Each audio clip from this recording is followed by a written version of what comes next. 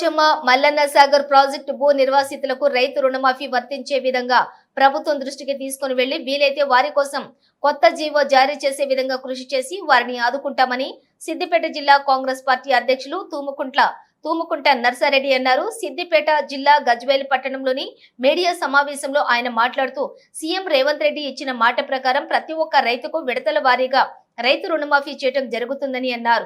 చెప్పిన విధంగా మాజీ మంత్రి రాజీనామాకు సిద్ధంగా ఉండాలని, మాజీ మంత్రి హరీష్ రావు భూ నిర్వాసితులకు అన్ని విధాలుగా ఆదుకుంటామని హామీ ఇచ్చి వాళ్లను రోడ్డున పడేశారని, కానీ మా ప్రభుత్వం భూ నిర్వాసితులకు న్యాయం చేసే విధంగా కృషి చేస్తామని అన్నారు. రైతు బాగుంటే దేశం బాగుంటుందని, వ్యవసాయ శాఖ మంత్రి తుమ్మల నాగేశ్వరరావుకు వ్యవసాయంపై మంచి అవగాహన ఉందని, రైతుల శ్రేయస్సు కోసం కాంగ్రెస్ పార్టీ పనిచేస్తుందని అన్నారు.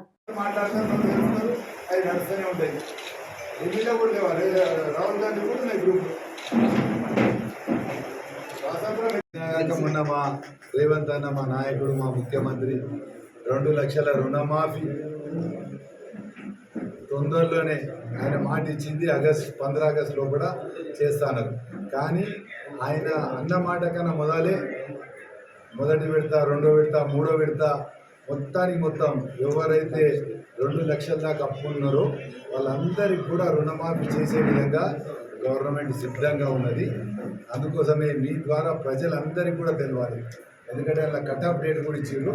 ఆ కట్ ఆఫ్ డేట్ ప్రకారం ఎవరైతే ఇప్పుడు కొందరు అపోజిషన్ పార్టీ కొందరికీ ఎలిజిబుల్ అని అంటారు, అట్లా కాదు, ప్రతి ఒక్కరికి 2 లక్షలు టాటా బిర్లా చిన్న బీద రైతు కూడా అందరికీ వర్తిస్తారు ఆ 2 లక్షలు.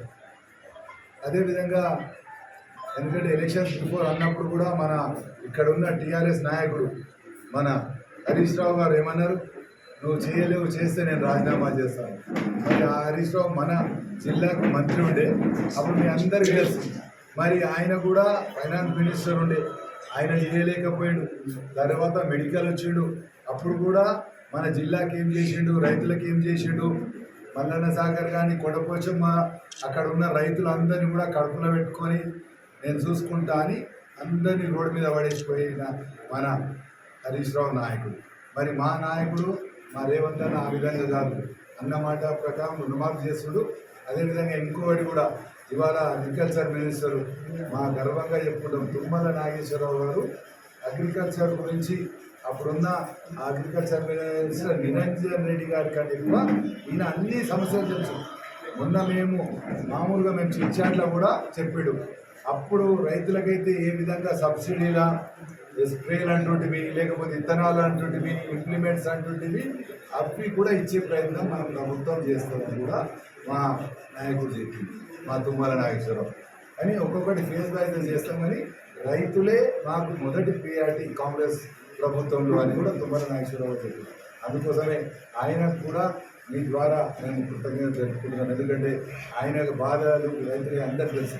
అదేవిధంగా ఇంకొకటి కూడా మా రిక్వెస్ట్ మీ ద్వారా రేపు మా మినిస్టర్ దగ్గర పోతున్నాం, ఏంటంటే మన ఇక్కడున్న కొండపోచమ్మ మల్లన్న సాగర్ వాళ్ళు కట్ ఆఫ్ డేట్కు అవతల ఉన్నారు. కట్ ఆఫ్ డేట్ 18 నుంచి పెట్టారు కదా, వీళ్ళు 16 నుంచి ఉన్నారు. వీళ్ళు బాధపడుతున్నారు, వీళ్ళకి అన్ని భూములు పోయినాయి, వీళ్ళకు ఇక్కడ ఏం లేకుండా రైతులు బతుకుతున్నారు. వీళ్ళ గురించి ఒక స్పెషల్ ప్యాకేజ్ కూడా 16 ఓన్లీ అంటే కొండపోచమ్మ మల్లన్న సాగర్ వాళ్ళకు కూడా వాళ్ళకి ఆ రుణమాఫీ వర్తించే విధంగా స్పెషల్ జీవో ఇవ్వాలని మేము రేపు అందరం కూడా ఇక్కడ రైతులను తీసుకొని కూడా మన తుమ్మల నాగేశ్వరరావు దగ్గర కూడా పోయే ప్రయత్నం చేస్తున్నాం. మన కొండ సురేఖ మా ఇన్ఛార్జ్ మంత్రి దగ్గరికి కూడా పోయి ఇక్కడ ఉన్న ముప్పు గ్రామాలకు న్యాయం చేసే విధంగా కూడా మేము ప్రయత్నం చేస్తున్నాం. అందుకోసమే కాంగ్రెస్ ప్రభుత్వం అంటే రైతుల గురించి పోరాడే ప్రభుత్వం, రైతుల గురించే సేవ చేసే ప్రయత్నం. రేపు రాబోయే కాలంలో కూడా ఇంకా రైతులకు ఏ విధంగా మేలైతుందని మీరు కూడా సూచనలు ఇవ్వచ్చు. అవి కూడా మేము, ఎందుకంటే మీరు చూడండి, మా మంత్రులు సెక్రటరీకి వస్తారు, ఆయన ఛాంబర్కి పోతే మినిస్టర్ క్వార్టర్స్ కలుస్తారు. మీరు ఎప్పుడన్నా కొన్ని పొద్దున 7 గంటలకు తుమ్మల నాగేశ్వరరావు గారి ఇంటికి పోయి రైతుల సమస్యలు విన్నాకనే వేరే వాళ్ళ సమస్యలు ఏంటి, ఆ విధంగా మా మంత్రి గారు పనిచేస్తారు. కాబట్టి ఇక్కడ ఏ సమస్యలు ఉన్నా గజ్వేల్ ప్రాంతంలో కాదు, మన సిద్దిపేట జిల్లాలో మా దృష్టికి తీసుకొస్తే తప్పక రైతులకు అందరికీ సేవ చేసి ఆ పుణ్యం కాంగ్రెస్ పార్టీ కట్టుకునే విధంగా మేము కూడా వాళ్ళకి ఎప్పుడు కూడా సేవ చేసేందుకు సిద్ధంగా ఉన్నాం. రైతుకి ఏ కష్టం వచ్చినా ఆదుకునేదానికి కూడా సిద్ధంగా ఉన్నాం. ఇక్కడ కూడా నకిలీ విత్తనాల గురించి కూడా మన మురుగులో పట్టుకుంటే కూడా మేము ఎవడైతే పట్టుకుంటూ వారి మీద శిక్షించాలని పోలీసులకు కూడా చెప్పింది. ఆ విధంగా నకిలీ విత్తనాలు మీ ఎక్కడైనా దృష్టికి వచ్చినా మా దృష్టికి తీసుకురండి, తప్పక వాళ్ళకి న్యాయం అయ్యే విధంగా చేస్తాం. ఎందుకంటే మొన్ననే నేను నిన్న మన క్యాసారపోలు ఏదో విత్తనాలు వేస్తే రాలేదు అని అంటే ఆ షాప్ మీద కూడా యాక్షన్ తీసుకోమని మేము ఆఫీసర్ అని చెప్పి మన ఏడీ కూడా ఆ విధంగా రైతులు ఎక్కడ కూడా నష్టపోవద్దు, రైతులు బాగుపడుతుంది, మన రాజ్యం బాగుపడుతుంది, మన తెలంగాణ బాగుపడుతుంది, మన భారతదేశం బాగుపడుతుంది అనే ఆలోచనతోనే మేమందరం కూడా ఉన్నాం.